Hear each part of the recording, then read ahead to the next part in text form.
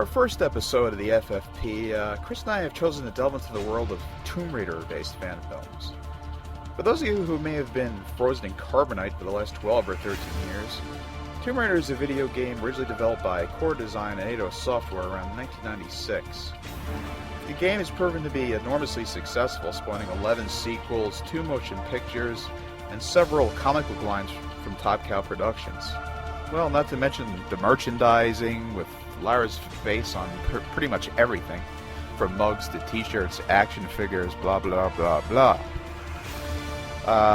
So now, she's made her way into yet another different media, and that is the media of the fan film. I would probably say that the first Tomb Raider-based fan film might be Doom Raiders, which was kind of a Indiana Jones teams up with Lara Croft kind of a deal. Later on in the show, we're going to be doing some reviews. One of them will be of Doom Raiders.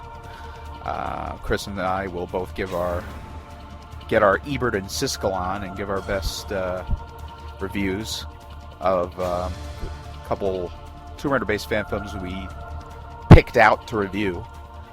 So you'll be getting that later on in the podcast, but for now we're just going to hit you all with some senseless filler until then.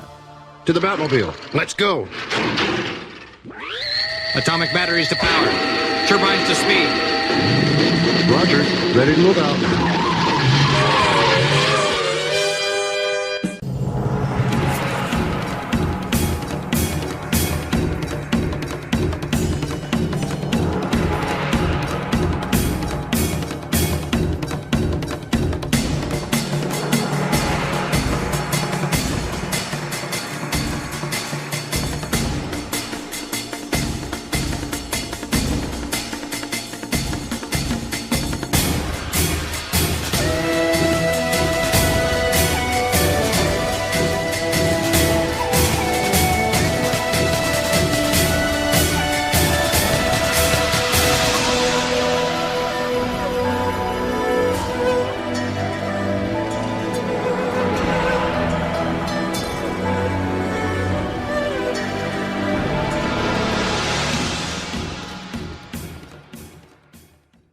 What do we have on tap for our maiden voyage?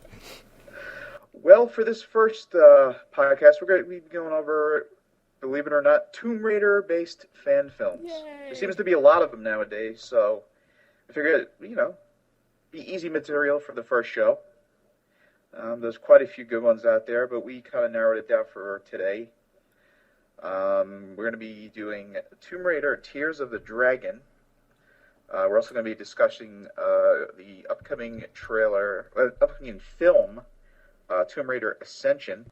We're going to be talking about another film, not exactly Tomb Raider title, but it's kind of Tomb Raider-ish, which is Bane's Relic. Right, that's right. I mean, it's basically a fan film without saying it's a fan film. Right, it's a big stunt demo. We all know who it is, who it's supposed to be, but and it's good. It's definitely, the fight scenes are incredible. Yeah, and then there's a couple films that I never even heard about that you're going to talk about. Yeah, there's a couple of ones I came across in my snooping on the internet. A while ago on my site, Fanboy Theater, I talked about this film called Awakenings. Basically what Awakenings is it's a fan film crossing Tomb Raider with Witchblade. So it's kind of like a fanboy wet dream. 2 chicks for the price of 1. There you go. That's what I'm talking about. All right, so you get your Lara Croft, and you get your Sarah Pazzini there. But unfortunately, the film didn't really make it. But there is some footage left on the internet. You can kind of scour for that. We're going to mention that later on in the show. You're right. I was just going to say I was watching that before we started, and they were doing an audition. Some kid was crying in the background. Yeah, that was the one when they were talking like the kitchen table or whatever. Yeah, exactly. Yeah. There's nothing better than a crying baby at an audition. Gee, thanks for that. Appreciate that. That's what guerrilla filmmaking. That's what I like it just as much as when people bring babies to the movies. I enjoy that also. Yeah, that's great. And when people talk. And shut up! Anyways. Yes, kick your seat. Aye. And all that lovely stuff, and your feet stick to the floor. Stop whining. That's a good thing about... What's that? Shut up! Anyways, Okay. go ahead. It's a good I'm thing talking about... way too much. Stop whining. Okay, I won't that. What were you As gonna long say? as Arnold tells me, I'm going to obey it. Some other films we'll be mentioning is one called Tomb Raider Avalon Quest. It's kind of like a YouTube video. It's like a little trailer, and it's kind of like a Lara Croft meets Nightwing, which is kind of a That's weird interesting. concept. Nightwing, the comic book character? Yeah, Nightwing from the DC universe. Gotcha. Dick Grayson, formerly Robin. Also, we're going to be doing Tomb Raider: The Curse. This is one I found on my own, kind of. I don't know if I told Chris about this one. Go for it. Did I tell you about Tomb Raider: The Curse of? I hope I'm saying this right. It looks like Meresteger. No. That's very German. It's spelled very German. It's Meresteger, and it's kind of weird because it's kind of like a silent film, which it's kind of strange. Where'd you find that? Another one is called Tomb Raider Alliance, which is pairing up Lara Croft with Indiana Jones, which is really a good mix. We can think about it, but if you think about it in terms of reality, Indiana Jones took place in the 40s, right? Right. And then you got Lara Croft in the 90s, in 2000. How did this happen? Well, that's kind of We're like gonna Doom Raider. Exactly. And that's, was it, I believe, the first Tomb Raider fan film, isn't it? I think that's a safe bet. All right, you and were the on last it. one is called Indy and Lara, and it's another, it's kind of like a series of parodies Okay. of Tomb Raider and Indiana Jones. It's about 3 or 4 films in a little mini-series, so we'll be mentioning that later on. Gotcha. And we're going to have a couple interviews, and your One Giant Disaster. One Giant Disaster, exactly. AKO, or AKA. There you go. Now I lost my train. I got to hop back on it. Did you got interviews with, or set up interviews for Tears of the Dragon, Ascension? I actually did. Let me get my book. Hold on. Okay. Book 'em, Dano. You want to start off with a review here? I do have some notes. Okay. Usually How I about don't... we start off with the biggie, Okay. which would be Tears of the Dragon. The joint? Okay. Yes. Oh, hang on This is a second. film directed by Nick Murphy, starring Valerie Perez as Lara Croft, and it's brought to you by Spam Pictures. Actually, I'm sorry, Spoon Pictures. Spam Pictures? Spam. The Imitation Picture. Spam Pictures. Yes. Magical music. Kill her now! Ah! Anyways, I'm scared. that was my big sound. All right, also Granted Wish Studios. And that's it, as far as I know. Okay. The team that behind the film. So basically, the film's about Lara Croft, and she's going after something called the Jade Dragon. Correct. And the Jade Dragon has the ability to heal sick people. And since Lara's parents died tragically in a plane crash, she really has no one in her life except for like her butlers and everything else at Croft Manor. And Winston. And Winston's a dear friend of the family, and he fell ill, unfortunately. And so basically, she finds out about the Jade Dragon and the powers it possesses, and knowing that, she ends up going globe hopping looking for this thing. She goes from the caverns of China to like Egypt. Tell me something, Croft. How does someone like you put herself through such great dangers for such an insignificant object as the dragon? When you've nothing to lose anymore, you have everything to gain. So she's not the only one looking for it, obviously. People who, know about his powers, like, the underground people. Right. Wu Are out Chun-Li. to, that's it. Wu Chun-Li, a son of Triad crime boss, with whom she has unfinished business, according to the website. There you go. You got any more for us? The quest spans the globe, from dangerous forgotten catacombs to the urban mercenary underworld. That's it. Right. She has to go for very seedy places looking for the Jade Dragon. Yeah. And usually ending in a eruption of gunfire and assaults. I'm going to just, basically say what I liked about the film. Sure. Was the martial arts and fight choreography. Yeah, absolutely. Top notch. Choreography is like top notch, definitely. Yeah. It's got a nice Hollywood opening to it, which gives it that, that professional feel. Yep. And here's some random facts. Valerie Perez, who plays... It's dreamy. There's Clark a in the random film, thought. she, co-wrote it and produced it. So Right. that's kind of cool. The film's got some funny parts to it, like the two guards. Remember the guys with the walkie-talkies? I copy that. Yes. Oh, my God. Nerd! Oh, it's horrible. Pun very intended. Some of the shots I thought looked like comic book panels almost. Yeah. They had kind of like a comic book composition to some of the shots. And she was pretty ruthless in the movie, wouldn't you say? She was a mean bitch. Yep. Yeah, she broke one guy's neck. Yeah. She set another guy on fire. Remember that? And she slit the bad guy's throat. Are we giving away teasers? I guess it's okay. Yeah, I don't know what's going on, but she was vicious, man. she was like the Punisher with hiking shorts on and big boobs. Right. Exactly. Well, it's like And not a man. Exactly. Definitely not a man. Definitely not Harry Frank Castle walking around with D cups.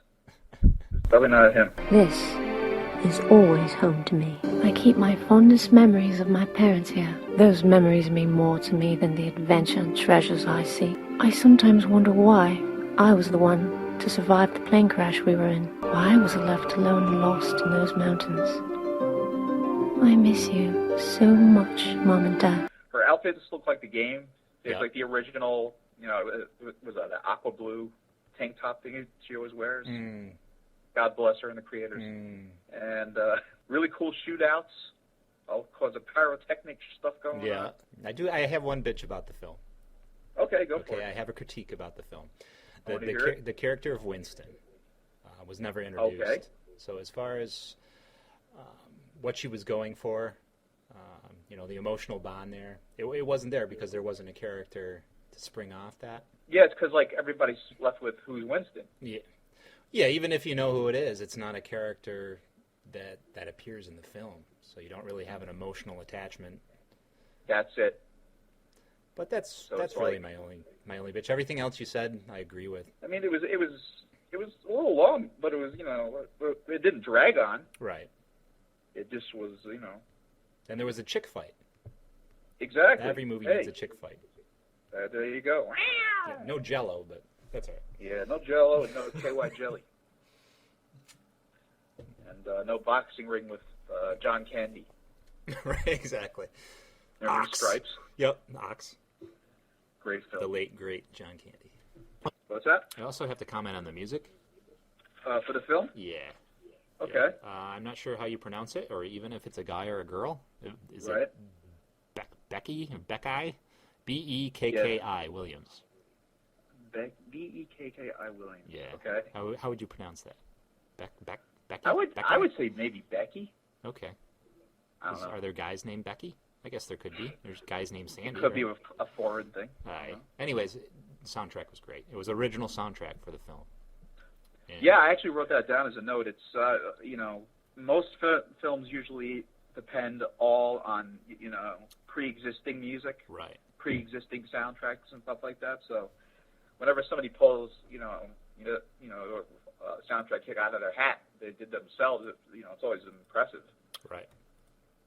Instead of relying on the easy thing like download your Danny Elfman, get her ready for the scene. Doesn't quite fit in the film, but that's okay. Bat nipples.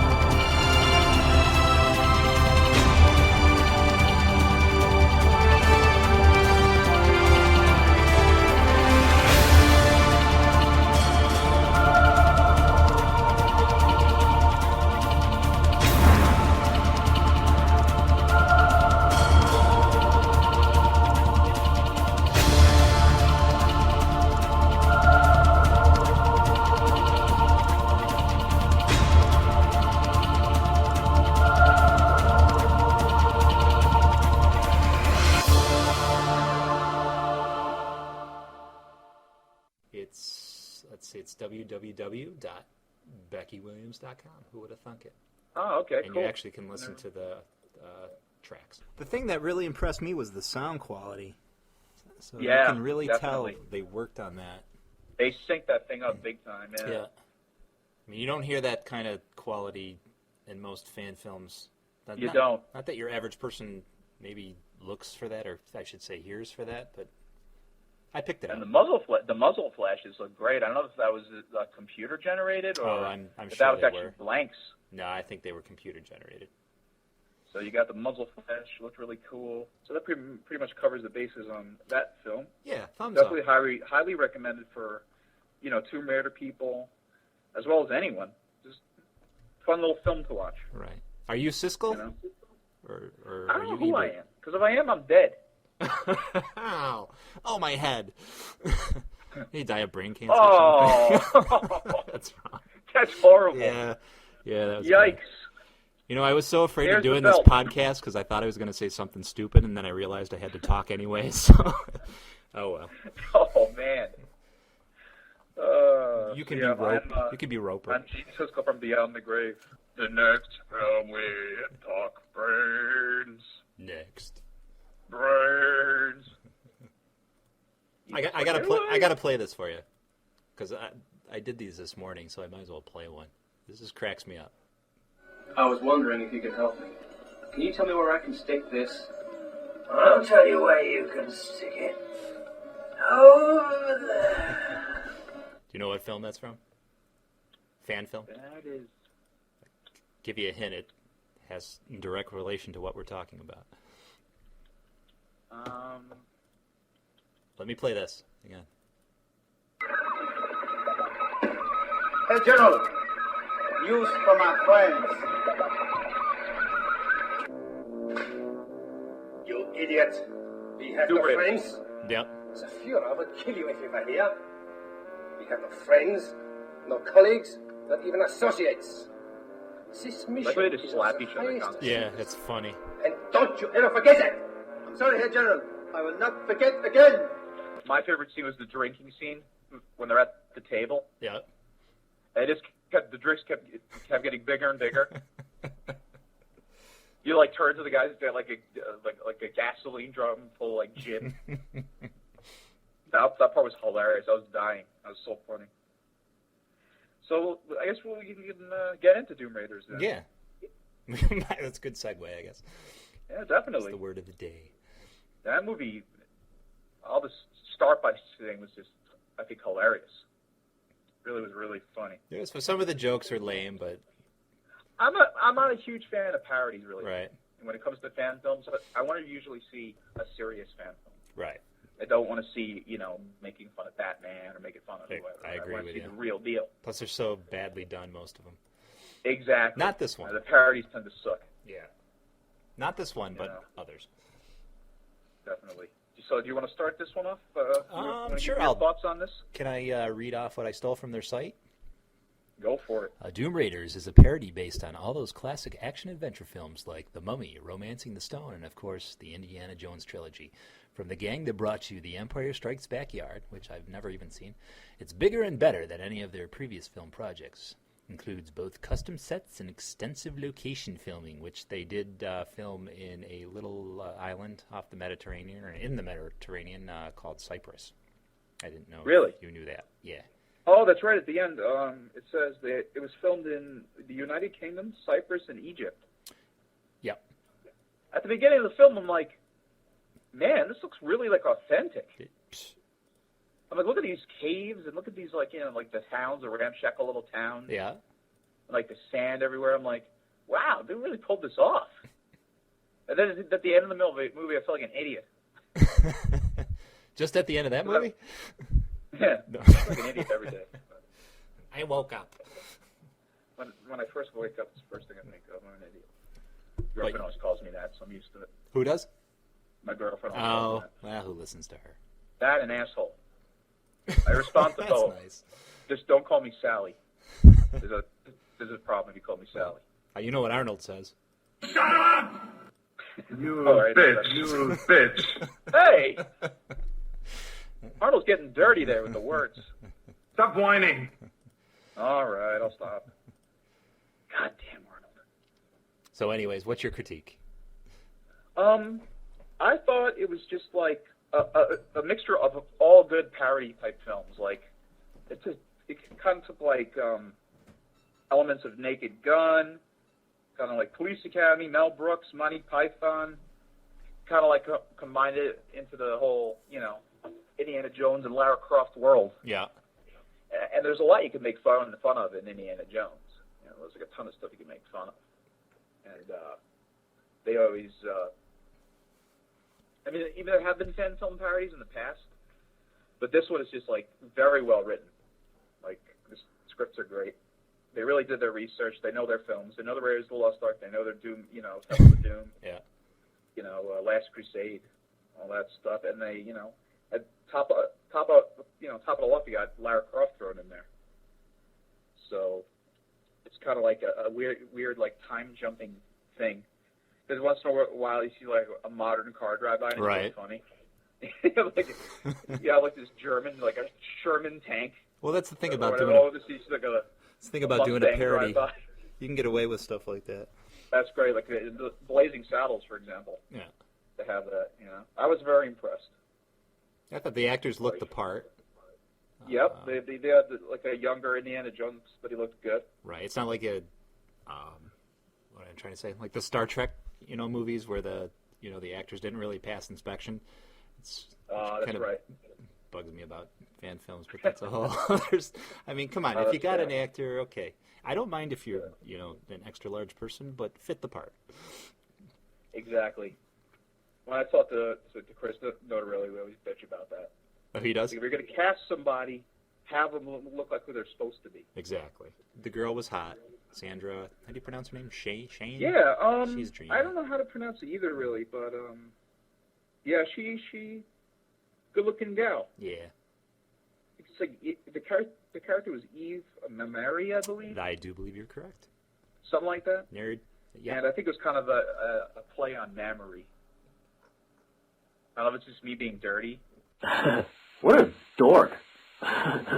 Mamari, Mamari, yeah. Lara Croft, big boobs, put them all together. It kind of makes you dirty. Then you got, so the Indiana Jones, he was called Dr. Bradley Stone. Right. He was played by Darren Scales. And then Miss Mamari, who I mentioned earlier, was played by Sandra Sahin. I think that's how you say it. Yeah, I'm sure we're butchering the names. But that will be a constant theme with the Fan Film Podcast, is butchering people's names. No, who was awesome? The guy who played Mustafa. Yeah. He was just like the guy from Mein Captain, I am so glad I have found you. Idiot! How dare you interrupt my meeting with Herr General? How dare you look away from me when I'm addressing you? That was his name, Sala, the original character. Yeah. He was awesome. That was Phil Hambrook as Mustafa Clue. Yeah, he was funny. Say it fast. Must have a clue. Ah, get it? See, you pick up on this stuff. That's because I'm a freaking genius. Me not so bright. Me didn't understand. Me must go kill Superman now. I'm a full-time Bizarro. Well, I do have one bitch. Sure. The movie was too long. Yeah. I remember reading your message and I laughed. I like the movie and everything, but it's very long, so I start cracking up. Because it is a long film, and it's split into like 4 parts, right? Right. 5, actually. Let me see what else we got on the menu here. The Tomb Raider Ascension, I really didn't do a write-up neither did yet. Did you do it? No, just because it was a trailer. Okay. Well, I don't know that. I do have Bane's Relic stuff, though. Okay. Do you have anything or no? Not really. I wrote very cool stunt video. Once again, a good chick fight. Mm-hmm. Once again, no Jello. Yeah, it was pretty much for the same thing. More of a display of martial arts and action than an actual film, really. But I have no complaints because I love a good fight as much as the next guy does. But starring Jen Finaldi as the supposed Lara Croft, and it was directed by Vlad Rimberg. You don't meet a Vlad every day. So. Yeah, there you go. So basically, it's more of a Lara Croft going on missions rather than Lara Croft constantly searching for treasure. it opens up with her, some kind of a mission to do something, and she ends up like, capping some guy in a bucket, which is pretty cool. It's like, whoa. So she's going on missions rather than treasure hunting. Really good friggin' fighting. It's like fantastic explosion of whoop ass going on. Yeah.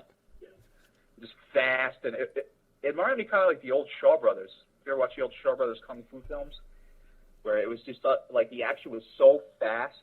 It was almost like, beauty in motion, because it was just, everything was so well choreographed, the movements, Mm-hmm. It had like a rhythm to it, Great camera work on the fight scenes, I thought. There's pretty much zero dialogue. I may stand corrected for a word or two, but I don't think there was any.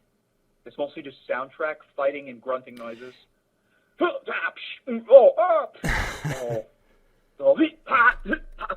Now wasn't out of my balls? Wasn't Nick Murphy in that?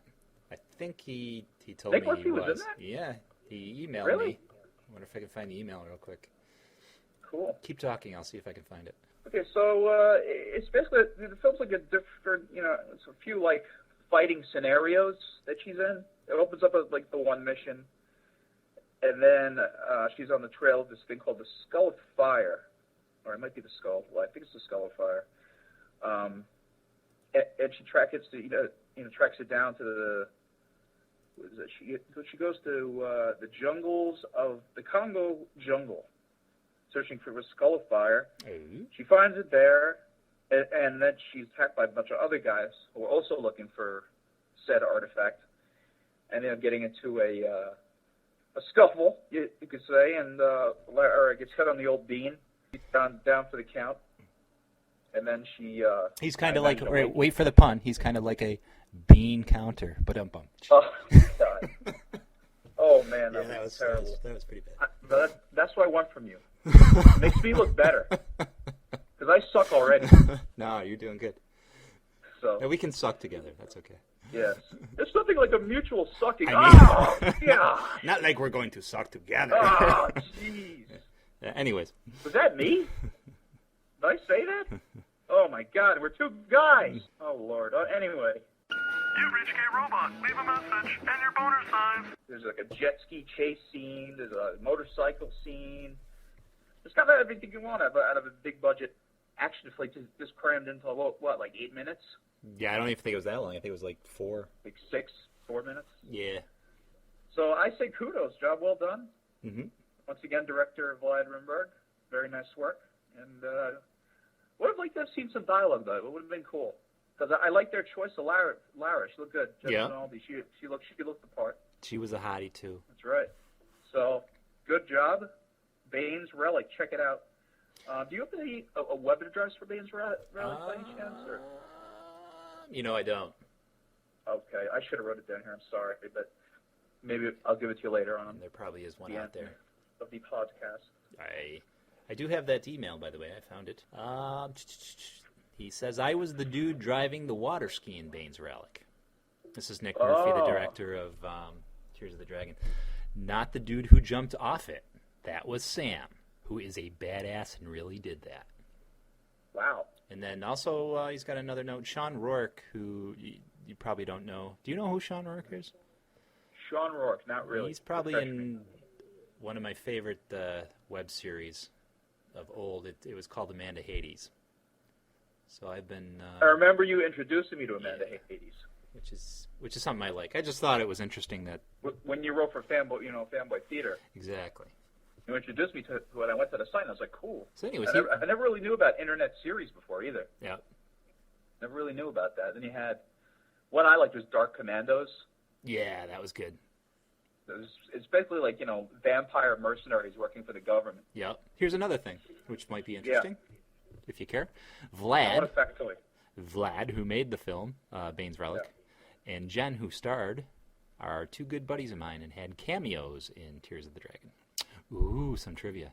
Really? That's what he said. Ah. Now, what do you know? You learn something new every day. I always say that shit. You learn something new every day. Like, don't put your hand in the open flame. I did it the other day, and it sucked. Lightning. We have run out of gloves. Imbecile! Shut up! Shut up! Shut up! Shut up! That's like a good old-fashioned slap fest. Yeah. Oh, wait for this one.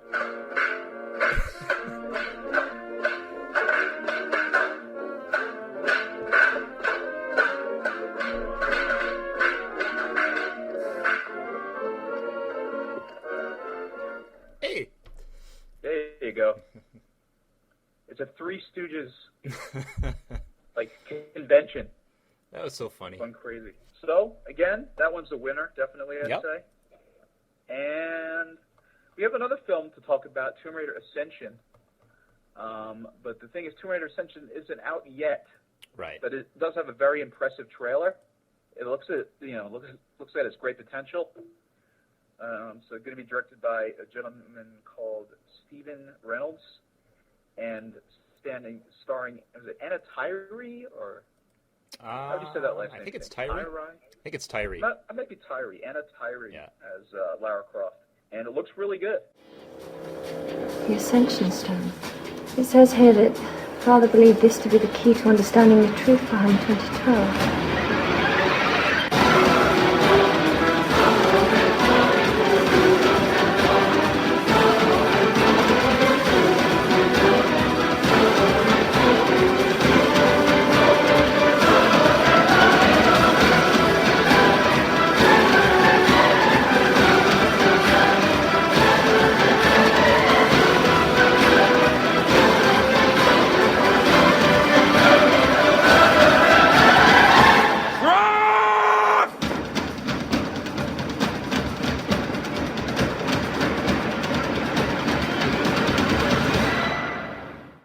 Attempting to call Stephen Reynolds, the writer and director of the fan film Lara Croft Tomb Raider Ascension, and also Anna Tyrie, the actress who plays Lara Croft. They gave us the country code and everything. It looks like... Yeah, I was going to say, imagine like hitting on a chick in a club in England.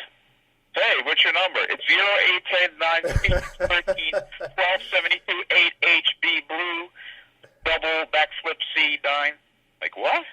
It's like 4:30, he said there, around 12-ish.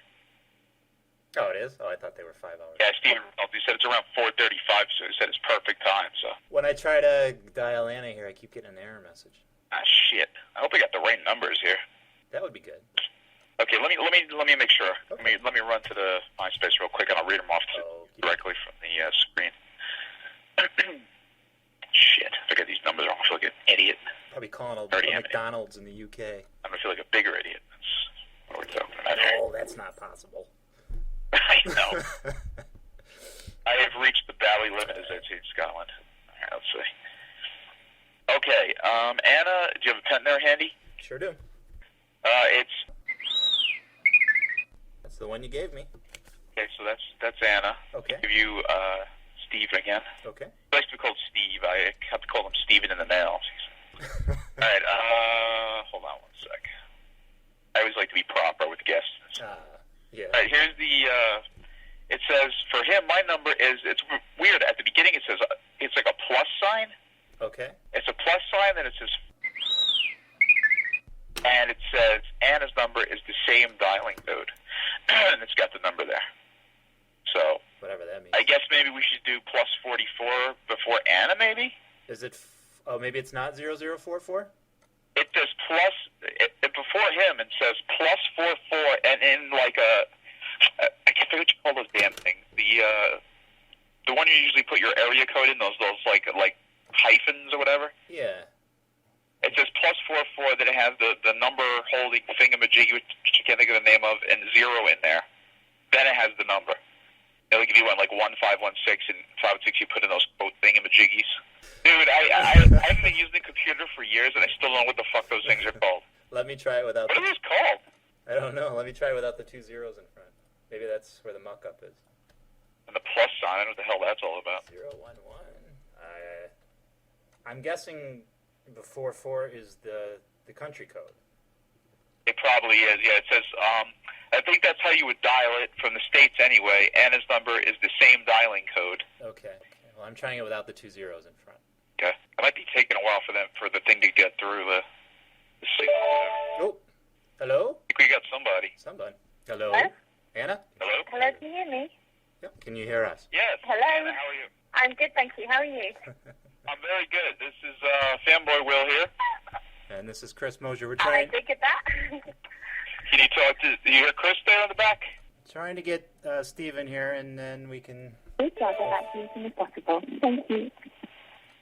When you've left your message, just hang up, or for more options, press 1 at any time. Are you still there? Yep. Yeah, I'm still here. We're trying to get the conference call going here. Oh, right, okay, because I've got this kind of answering machine thing going on here on this side. Yeah, we just got that too, actually. We're trying to figure out what's wrong. Okay. This is our first show, and it's already a fiasco. I'm just joking. It's fine. Or is it? I don't know. Chris is the tech guy, and I don't know what I'm doing with that stuff. We're waiting on Steven now. See if he picks up the line. He's probably talking to Spielberg is a problem. We got Spielberg on line, too. You guys are going to have to wait. He's pending. It's ringing. Message, press 1. To re-record your message, press 2. To continue recording your message, press 3. What in the If you're heck happy is with that? your message, press 4. To specify a call return number, press 5. Shut up, lady. To listen to your message, press 1. Oh, no. To re-record your message, press 2. To continue recording your message, press 3. She If sounds you're like a happy female with your version of message, press C-3PO. 4. To specify a call return number, press 5. Oh, my goodness. Is there the shut the heck up button? To listen to your message, press 1. To re-record your message, press 2. To continue recording your message, press 3. If you're happy with your gag button message, on there press anywhere? 4. To specify a call return number, press 5. Making my ears bleed. Thank you for calling the Orange Answer phone. Goodbye. Please, thank you. No, now she's probably going to be gone. You still there, Anna? Yes, I'm Okay. here. Do I hear dogs in the background? Yeah, they're my dogs. They're going crazy. Yeah. Apparently they don't like us. Like, if they were here, I'd bite them, I swear. Well, Steven's not picking up. So you just want to start? Fanboy Yeah. Will? I'm ready to go if you are, All sir. right, You man. want to do the opening?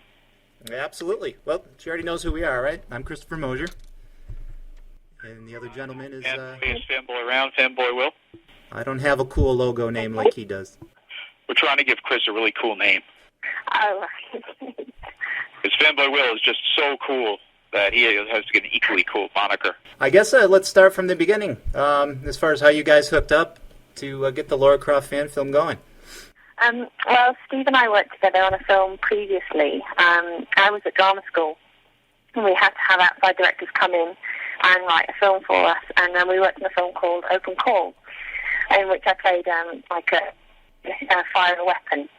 So I did some training, and everyone kept referring to me as Lara Croft. They said that I looked like her, and Steve just kind of like shrugged it off, thinking nothing of it. And then he went into the editing suite, and they said there about me looking like Lara, and I had a gun in my hand and everything, and they suggested to him that he should maybe think about doing a film. And Steve's absolutely mad about the game, and anyway, so he thought, well, why? Like all kinds of different. Nope, we lost her. Yeah, so everything was getting really faint there then. Must have been gone under a tunnel or something. Well, she's on a cell phone. Yeah. Do you want to try calling me on a landline? Sure, absolutely. What's the number? It's well, the British code is 0044, Okay. and then it's Okie dokie, we'll give you a ring. okay. Bye bye. Bye for now. And I think my girlfriend's calling on the other phone, so I gotta... Oh, does she want a conference call? I can add her. Let's make it even more complicated. Yeah, right? Hello? Yeah? Sorry about that. Tell her time is money. Yeah, Tell her to pick out the old lady on the other line there, so... Tell her to pick out the wedding dress and leave you alone. Yep. She's in a bad mood, so that's not good. Uh-oh. It's not me, though, thank God. Oh, For okay. once. For once, right? Thank you. Hello? Hello? Hiya. That's much better. Beautiful. Yeah, that's perfect right there. Oh, good. So when you've left your message, just hang up, or for more options, Oh, not her press again. 1 at any Oh, Is everything okay? I think we got Steven. Hello? Hello? Yeah, I hear somebody. Yeah. Hello? Steven? The wonders of modern technology, eh? What's that? What was that? The wonders of modern technology. I know, right? Need to be a rocket scientist to do all of this. That's why we got Chris on the boards there. He's the Yeah, I'm the rocket scientist there. tech man. It's funny, we had him there for like a couple seconds and we lost him. Yeah. Are you guys in New York? Yes, I am in Long Island, New York, and Steve is in, not Steven, I'm sorry. It's like really, really far upstate, right? Well, that's not really considered upstate, I wouldn't say. I'd say western. Really? Yeah, it's more do you know where Lake Ontario is? It's right in my backyard. Oh, wow. So lots of snow. You're almost a Canuck. Almost. Okay. Those crazy Canadians, their obsessions with Maple Leafs and hockey. I'm bashing the Canadians. Take that. They did nothing to me, Julian. I like their beer, though. I love hockey, so hey, thanks, guys. Do you guys ever get hockey games in England on TV? Yeah, not on TV very often, but we do have ice hockey over here. Because, I mean, my whole family's from Scotland. Oh, right. And every time I go over to Scotland to visit my grandmother, there's never, like, any American football on. No. I remember being, like, a young pighead being like, where's the Dallas Cowboy game, you know? It's like cricket. We have Sky now a lot, and cable, so you can usually find something. Yeah, there you go. Yeah, he gets the crazy satellite. You can pick up anything. Yeah. Any luck, Chris, or no? He's not picking up. Is Steve expecting you? Does he know? Yeah, I actually got in touch with both of you guys at the same time with the return emails. All right. Hey, Anna. We're trying to get...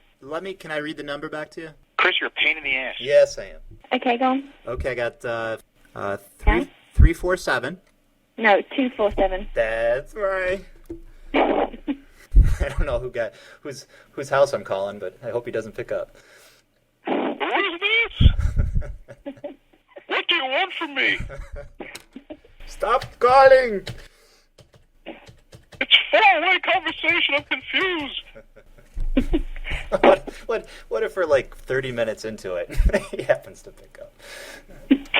It's about time you call, jerks. You can definitely tell we're from New York, can't you? Your accent sounds so strong, actually. I'm kind of Long Island. Yeah. That's where I'm from. That's the way we talk out here. All right. We go to the mall, go shopping. The British is so refined. It's so classy. It's so classy. Then you come over here and it's like, hey, how you doing over there? You know? Or you can say on the telly. Telly. It's television. Hello. Hello. Hey, Stephen. Hey. We did it. Finally. Okay, we've got a three-way call, I take it. Actually, four-way. Yeah, this is a whole bunch of a mess right now. It's actually working. So this is a good thing. Look, can everybody hear everybody here? I can hear everybody. Stephen? Steven? Uh-oh, we lost you again. Surely you can't be serious. I am serious. And don't call me Shirley. Oh, we were so close. Oh. What the heck was that noise? Caw, caw, caw, caw. Should I try it again? He's green. Light is green, the trap is clean. Let me try him again. That one, Chris, you're dark. It was a Ghostbusters reference. Okay, I kicked like it Ghostbusters? Pardon? You like Ghostbusters, the movie? Yeah, sure. How can you not? Ghostbusters. Fantastic American cinema. Early 80s. Brilliant. Yeah, no, but Ghostbusters are brilliant. I saw that movie when I was probably about 11 years old at the drive-in theater out here in New York. It was one of the few remaining drive-in theaters in existence. Yeah. They finally tore it down about 10 years ago. Oh. Kind of a bummer. But you can't be very old then. Do you guys have any of those? You don't have any of those there, do you? Any what, sorry? Do you guys have any drive-in movies? You No, actually drive your car up to the screen? No, because you guys have convertibles and we don't really do that over here because of the weather. Yeah, well, there you go. So every time it's raining, I'm like, oh, typical Scottish weather today. Yeah. You get one day and you're of good weather and you're like, yes, yes. Yeah. It's not raining. I don't feel like killing myself. So no, we don't You have get any used to it, driving cinemas. Come on, Steven. You can do it. Go, go, go, go. Okay, I think we're going to get him this time. All right, let's see. We just need to hang on to him. That's the problem.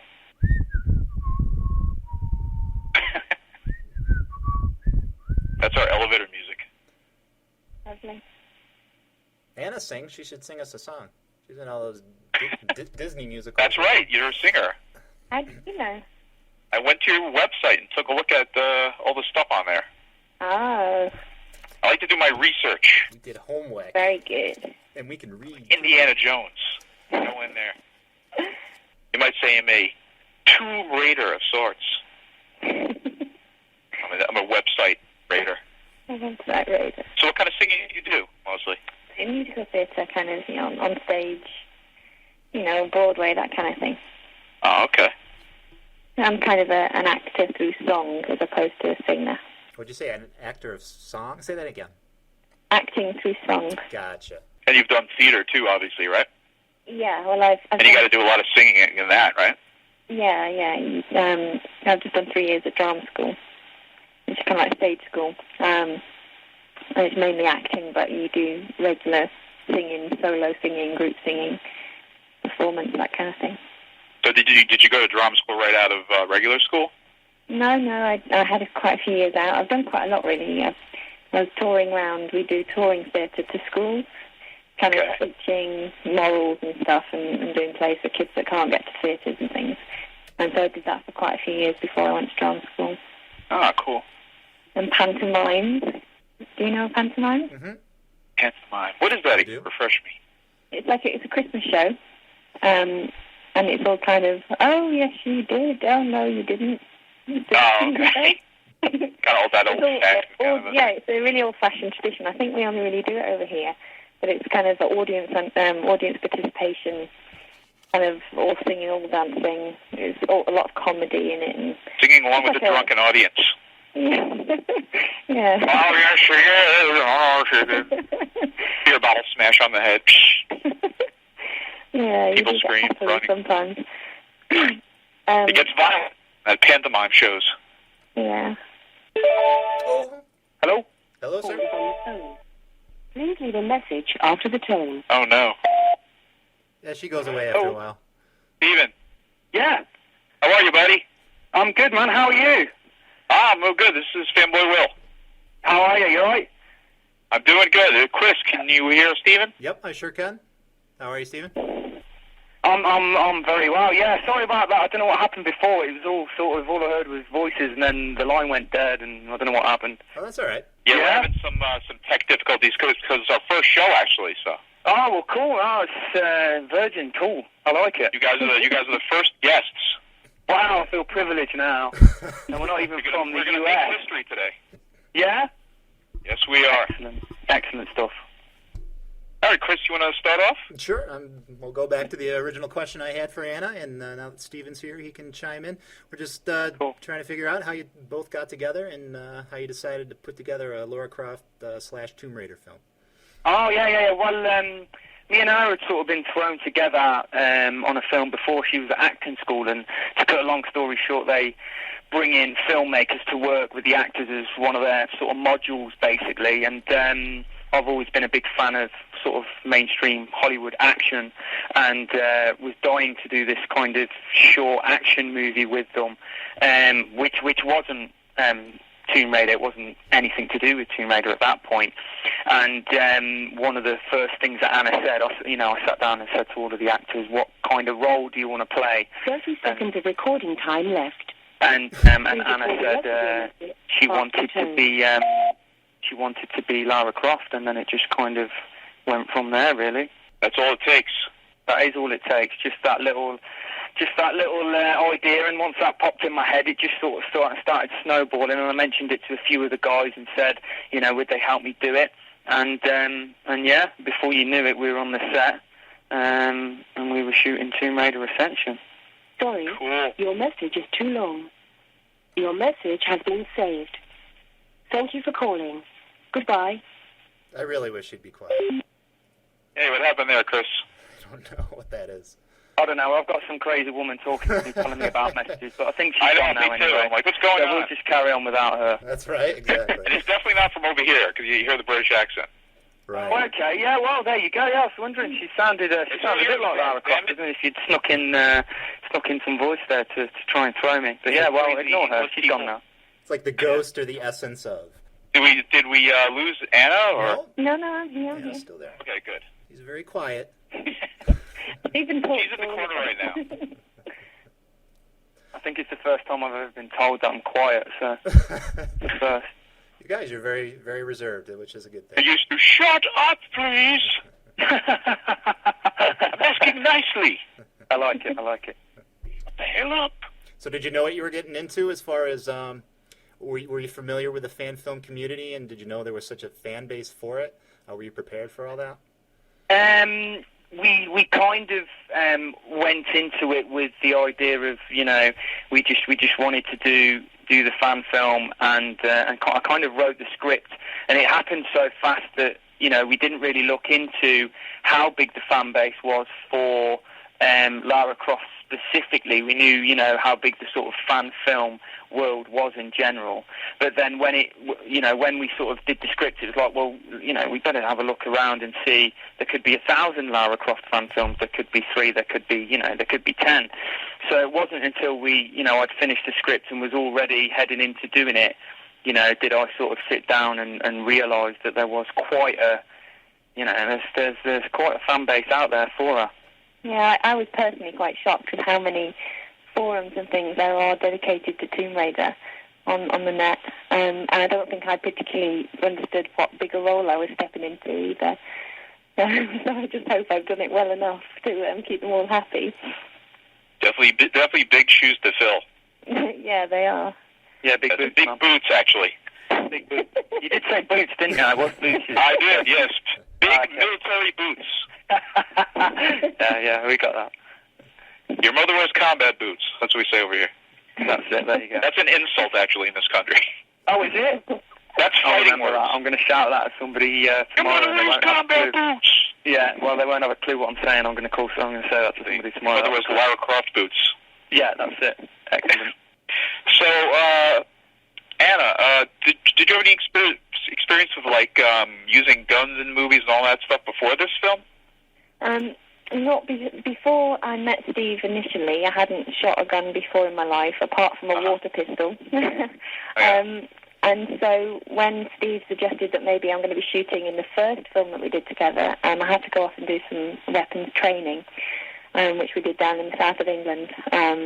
We went and trained with some bodyguard trainers, which was quite fun. And so then I had a little bit of weapons training with that. And then when we decided to do the Tomb Raider film, then obviously I had to go and have a lot more training so that I looked really familiar with the guns and knew what I was doing and looked like I knew what I was doing. It definitely looks like it. Well, it's fun. I do really enjoy it, actually. It's something I've got a real passion for now. Any excuse to roll around and shoot at stuff and do flips. Yeah. I like to do backflips while I'm shooting. Sorry? I like to do backflips when I'm shooting. That's the only way I shoot. Of course. I do backflips, Sans. Well, I'm more interested in getting into the film itself as far as the behind the scenes, as far as where you get to shoot. And is it something that you have to be licensed for? Do you have to get a permit? Is it as simple as just asking someone, can I shoot here? Well, basically, what we did was, I'd written sort of half of the script and then decided, instead of sort of writing all of these sort of lush cave locations and stuff like that and then trying to match it to the script, I kind of worked backwards. So I headed out and did a load of location scouting to see where I could shoot, where I couldn't shoot. And funnily enough, the first sort of cave that we went to, which is this whole, big system that goes in under the ground deep in a part of England, they turned around and sort of agreed to it almost straight away because they've done other sorts of filming there with sort of some of the TV programs that we've got over here, Doctor Who and stuff like that. So they were sort of very accommodating And then the other only sort of key location, which was going to be difficult, or that I wanted to get right at least, was Croft Manor, which was a place that we got, which wasn't really too far away from the caves. It was kind of about, you know, an hour's drive, 45 minutes drive. So yeah, we had to get those permissions and get them signed and sealed before we could go ahead and start filming there, because I think they'd be a bit annoyed if we kind of turned up, tried to land a helicopter on their back lawn, and just be like, yeah, it's just a helicopter, it'll only be there for a minute, you know. Don't mind the helicopter and missiles shooting at us. Yeah, don't worry about that. It's only going to be here for 10 minutes. I know it's a bit noisy, but just go about your business. But yeah, so we had to get it all signed and sealed before we had to do it all very properly. Just like a feature film. Yeah, well, exactly. You know, that's the way we had to approach it, really. I mean, this is the first film that I've attempted of this length and, you know, this duration. So I had to kind of approach it more. It's more of a feature than a short film, really, because the total running time is 60 minutes. So I had to be thinking more in feature film mind rather than sort of short film, you know. Correct. Definitely looks like full film quality. Definitely looks like a real film here. Well, exactly. Yeah, I mean, it's funny that a lot of people who have seen it, you know, when we had the premiere and people came up afterwards and they go, "Wow, man, it looks like a real film." And I'm like, "Yeah, it's a real film. It's not made out of marshmallows, man. I mean, what's not a real film?" But yeah, exactly. You're exactly right. I mean, there's no other way of you know, explaining it, really. Yeah, it looks like the real deal, which is what we set out to do, you know. So have you seen any other Tomb Raider fan films, or no? Yeah, Anna, you answer that one. Yeah, I've been talking for far too long now. Go ahead. I've seen Tears of the Dragon on the internet, but that was like the first big one, right, Chris? Oh, absolutely. Oh, Doom Raiders wasn't really a full Tomb Raider film. It was kind of like appearance from Lara Croft. Yeah, before this. Well, we had seen, I mean, Tears of the Dragon was, I mean, when I first started researching, obviously that was the first biggie, and that had obviously been around for about a year or so, and yeah, I mean, I haven't sat down and watched it. I've seen sort of parts of it now that I think they've only just recently released sections of it, so that people can actually see it. But yeah, man, it's looking good. You know, what I've seen of it. I would like to see it, you know, properly, because you can never really get the full appreciation of a film on a tiny screen on your computer, you know. So I'd really like to sit down and have a watch of that on the big screen. Yeah. I think it's always interesting to see all the different portrayals that they have of Lara Croft. If you go on YouTube and things, and that's people putting in their own homemade movies and stuff, and it's always I find it quite interesting to see what different parts people pull out of the character. You know, some people just go for the selling of the sex part of Lara Croft, other people go for the hardcore woman who likes to shoot and the fighting and all that, and I think we went for a real mix. We didn't want to just think about Lara as a sex icon. We didn't want to think of her as just, you know, guns blazing kind of power woman. We wanted to kind of like really get into Lara's head with this one. Well, yeah, I mean, that's the thing that we wanted to try and go for, because, you know, we've seen elements of obviously we've seen, you know, the Angelina Jolie Tomb Raider representation. I've played all of the games, and I loved them. And the one thing that I just didn't feel fulfilled about was that I didn't know where Lara Croft had come from. You know, I hadn't really, apart from, I think it was Last Revelation, when I played that, I think the opening level is kind of Lara when she's, you know, much younger with pigtails, and Von Croy's kind of showing her through, you know, putting her through her paces. And that, I think, probably way back then, it kind of sat in my subconscious of, you know, wow, this is quite cool. It's a Lara Croft that we haven't really seen before in a kind of early state.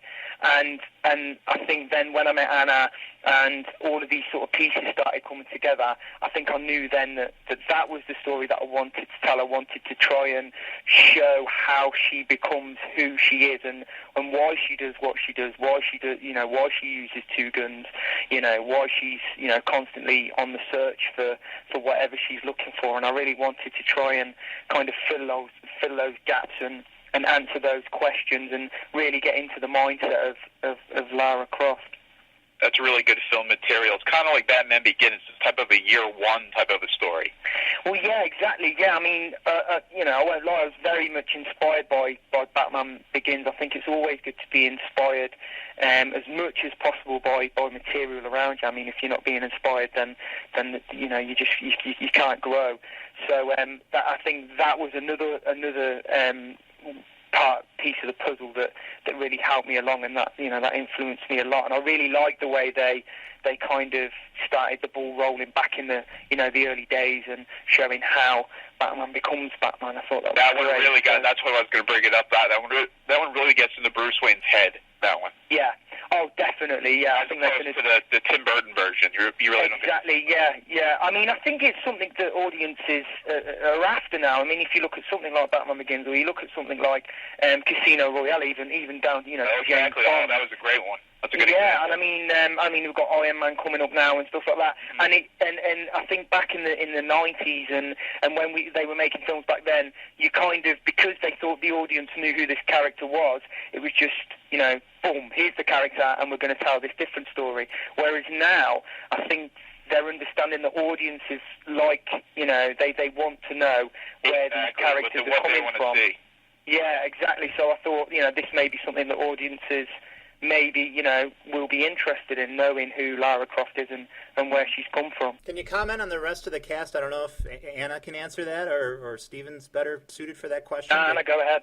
The rest of the cast, they were brilliant. I mean, we held auditions.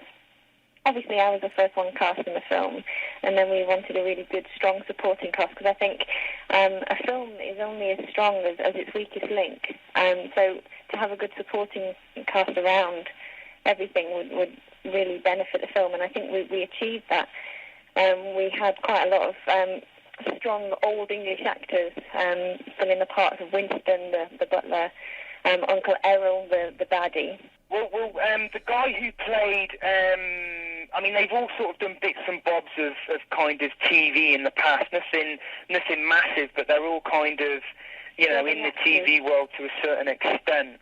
I think that's about it. None of them have really done anything major that, you know, you would know them from, but they're all sort of trained, and they're all, because what I really wanted to do was try and because we've got Lara and we've got Anna, who's you know, certainly a new actress to it all, and she's very young, and Lara's very young and vulnerable in her in the story that we're telling. So I kind of wanted to put this kind of ensemble cast and surround her with all of these kind of very, you know, mature and experienced people. And very much in respect of how they, you know, the way they went with the first Superman was sort of having Christopher Reeve as this kind of not very well known, and then putting in people like Marlon Brando and Gene Hackman, and, you know, surrounding this kind of new person to the field with these kind of experienced and trained kind of actors, and that was kind of my aim, to try and get as much experience as possible. Obviously, we didn't have a budget, so we couldn't really start contacting people like, you know, Terence Stamp and to play Winston or anything. So.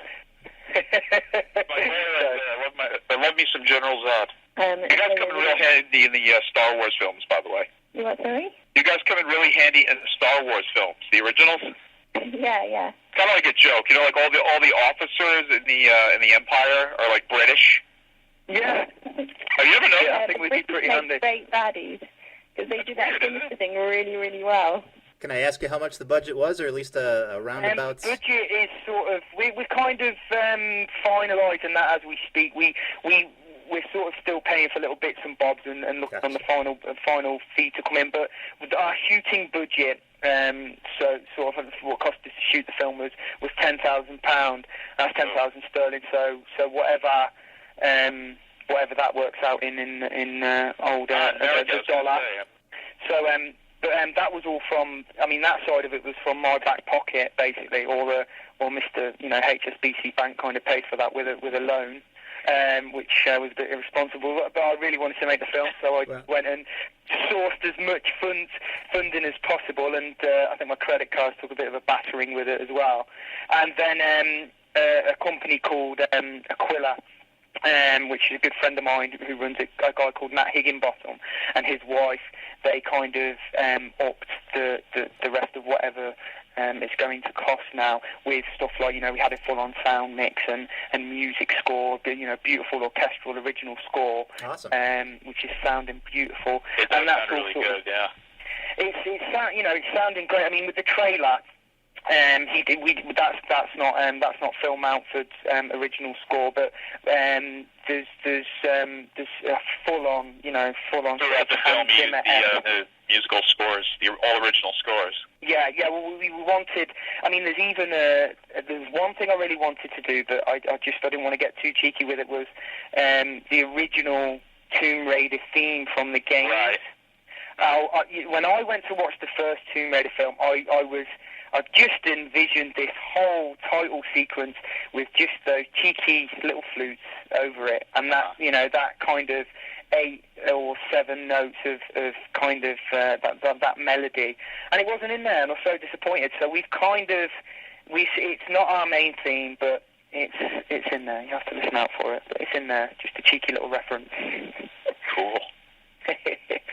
Besides loans, is there any other way you raise money through friends or? No, that was it. That was basically it. I mean, because it's a fan film, I mean, I don't know how it works over there. I'll be really interested to find out. Hopefully we're going to maybe come over this year with it, fingers crossed, God willing.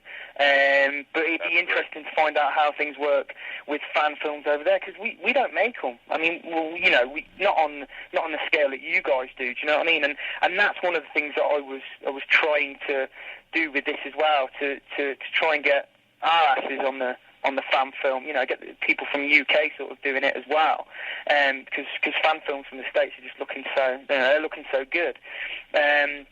So there's not really anyone who would have submitted any money really for it, because at the end of the day over here, I mean, I suppose it's the same over there as well, but if you're not making any money back, which you're not going to from a fan film, unless there's someone ain't telling me, but you're not going to directly make money back, so you're just piling money in because you want to make it as an appreciation to the franchise. And because I love Tomb Raider and Lara Croft, I just went and did it. I kind of just went on a whim and just followed my gut. So no, literally just funding from myself and that Aquila just upped the money. I was going to say to Chris, it kind of reminded me of World's Finest.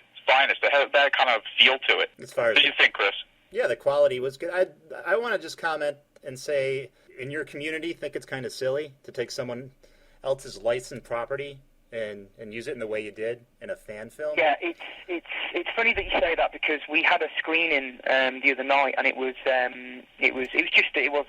massive screening. There was about 50, 60 people there. But it wasn't friends and family. It was people that we don't know. It was a complete non-biased audience. So they came in and watched it, and one of the questions, and a couple of people asked me afterwards, was, why didn't you kind of just change it a little bit so that you could sort of base it kind of on a Lara Croft character, but make her just a little bit different, and then it would be original content. That's being done in the States right now, actually, a couple different films. Say that again, sorry? That's actually being done right now in the United States in a couple different fan films. Really? They're using a Lara Croft-esque character. Yeah. Same kind of uniform with the tank top and the little... Yeah, but they're avoiding sort of... stuff. Yeah. They're not calling her Lara Croft, okay. What are they calling her, like Laura Crown or something? I don't know. Will that be okay? Will they get away with that? I mean, the thing is, you can actually do that as long as you don't give reference to the name. Yeah. You could practically dress exactly like Lara Croft and get away with it. Like a film we reviewed was called Bane's Relic. I've seen clips on YouTube. I haven't managed to see the entire thing, but I know which one. I've seen elements of it. And dead on Lara Croft. I mean, to the T. And they pull it off. Yeah, and she's not actually called, they haven't done her down as a Lara or anything, no, they've just done the same Relic.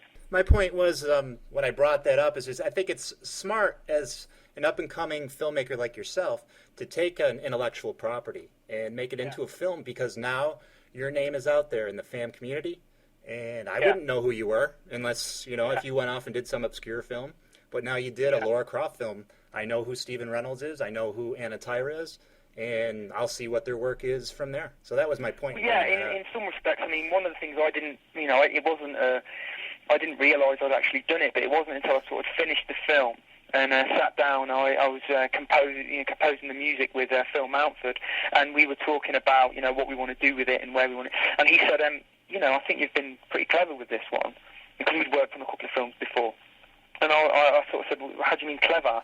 And he said, well, exactly what you just said. It's great that you've tackled this, and you've pulled it off, basically. I mean, if we'd tackled it and it was complete, it was a load of cack, no one would really know who Stephen Reynolds was still. But I think the fact that it's quite good and it's getting a bit of attention is helping. But he said that it was quite a clever move that you would attach your name and to something like that, and help you kind of get recognised, which wasn't really wasn't a thought in the development process. I didn't really think about that. I just wanted to just get it made and run in there very quickly, because we literally had a 6-month turnaround for no real reason. I just like to work fast, and it all happened so quickly. You guys definitely got recognized over here, because I go to random message boards and forums and I see your mention of your film.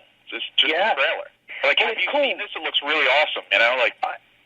Oh, really? Well, I've seen a few. I mean, I know we posted it on YouTube, and I think that's about as far as it goes. I know a couple of my friends sort of keep an eye on the forums and sort of say to me, I've seen no negative feedback thus far, so that's good, right? Oh, really? Well, that's cool. Well, yeah, that's good. I mean, that's the general thing that sort of friends of mine have been saying, because I took a little bit of advice from, I can't remember what film it was. I think it was when Bryan Singer was doing X-Men, and he mentioned it was when the guy, I don't know his name, the guy who did Fantastic Four, basically Bryan Singer said to him, whatever you do, man, don't go on the forums, because it doesn't matter, whatever you do, someone's going to grill you, and it'll just put you off. Yeah, well, it's the place where you can just, it's a fair play, it's a free ground, and you got a suit of armor on and just duke it out. Yeah, anyone can go in there and just say what they want, which is great. I think it's brilliant. But I kind of thought, that's probably a good thing to do. Actually, not yet. But now, now that maybe you said that, I might ease myself in there, and I've just kind of. Were you wincing as you were looking at the forums? Yeah, well, that's what I'm saying. I haven't really gone into them as such. So now that you say that the general.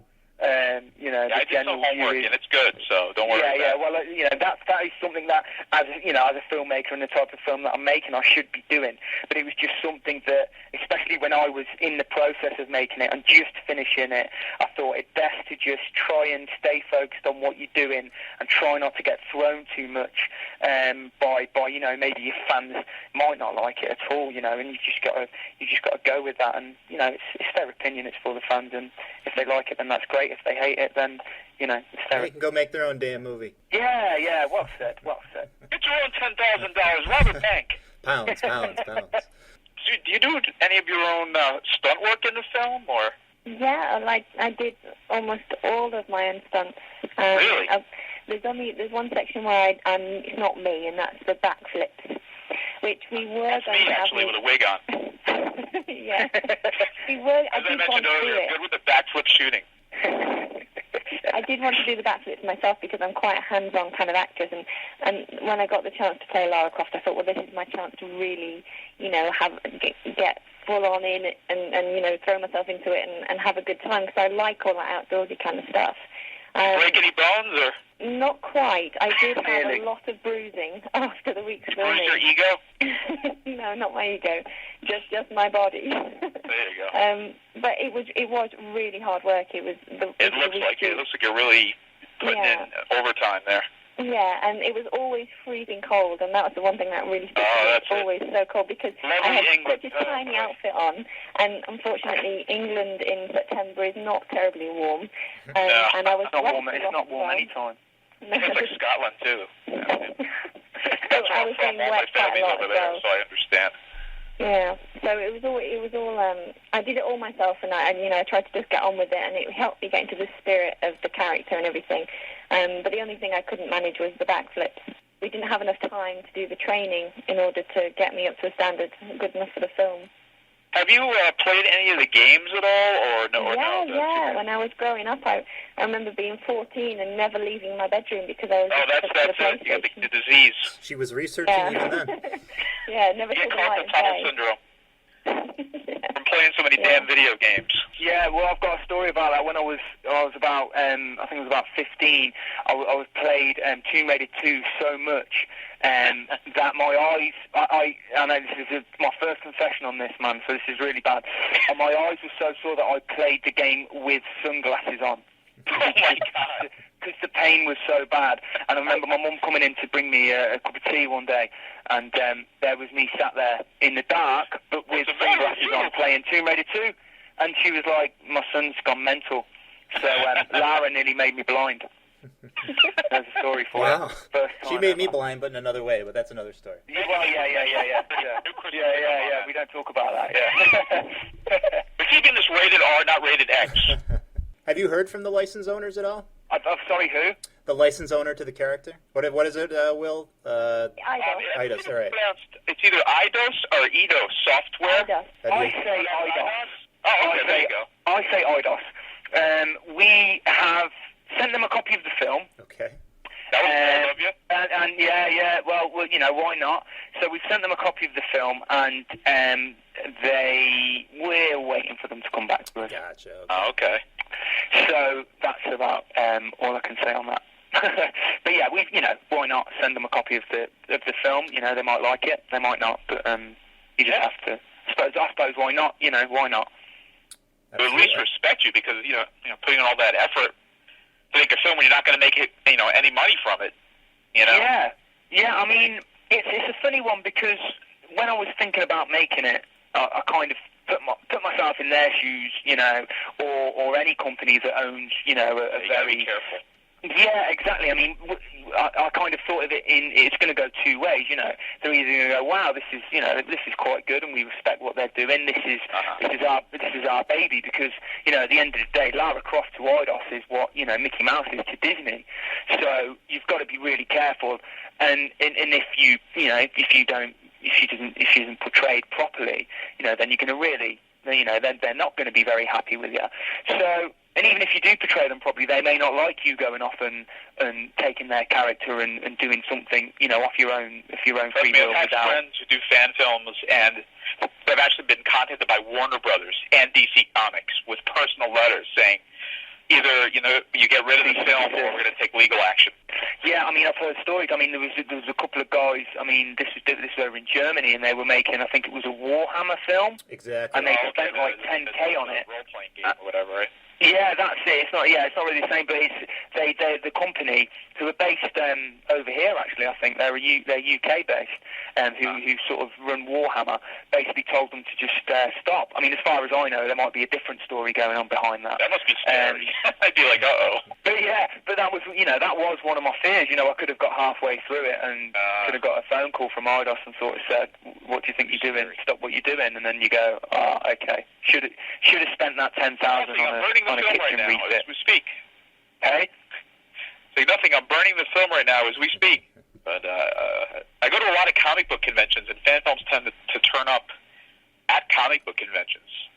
Yeah. I don't know if you ever go to comic book conventions in the UK at all, or? Well, do you know what we've got? They're not as big as what you guys do. I mean, you guys do everything bigger than what we do. Let's face it. But the Comic Cons we've got over here, we've got basically Bristol Expo. We call them expos. I mean, what's that about? You guys call them Comic Cons, we call them expos. They do that in Canada as well, Chris. Don't they call them expos? Oh, Calgary Expo. Either or. Yeah. Yeah. Either way, they still like Maple Leafs and hockey. Yeah. Well, I know. Canadians again. This is the second time. I'm bashing them today. Yeah. Yes. That's cool. I'm the idiot of the show, as you probably figured out by now. Well, see, I know about the whole, there's that whole Canada-America thing, and there's a divide there. And they always said that, the British humor is different from our humor. Well, it is. I mean, in some respects, it is. And I saw some dude on the TV the other day, and he was from America, and his humor was exactly the same. I think he was being interviewed by Jonathan Ross, who's a bit of a tosser, really, and at the best of times. And his humor was exactly the same as ours. I cannot remember who the guy was, but I actually wrote a script. I don't know if you're familiar with the Hellblazer comic books from Vertigo. Of course, yeah. I actually wrote a screenplay for a Hellblazer fan film, and for the dialect, because John Constantine's very like Cockney British. Yes. Like when he speaks, it's so thick, and the words he uses are so Cockney and all that stuff. Yeah. What I did is I watched like Lock, Stock, and Two Smoking Barrels. I was about to say, watch Lock, Stock. Familiar with that really thick Cockney type accent? That's it. Yeah. Watch Lock, Stock. A lot of those words, like the curse words and everything, into the script, like tosser and stuff like that. That's it. Yeah. You twat. Twat's a good one. Americans don't really use that word. It's such a good word. Twat's a great word. Tosser, which is bad. Nah, tosser's a good word as well. Over there, but in this country, it's bad. Tosser means like what you guys would say, jack off. That's what tossing is. Yeah, it's that many. Kind of like toss a salad or whatever you guys say. Yeah, that's in jail. We do that in this country. Oh, okay. I know. I get it. So strictly for the prison. Okay, prison talk. Cool. That's right. Can't get enough of that. That's the whole side of you I don't want to hear on the phone, man. You're going to get to know the true me very soon. You're going to be very scared. I know, yeah. We've gone from talking about Tomb Raider Ascension to prison slang and tossing salad. So how did it go? How did it get there? We need Chris to straighten us out, because... Yeah. Roll in some authority, man.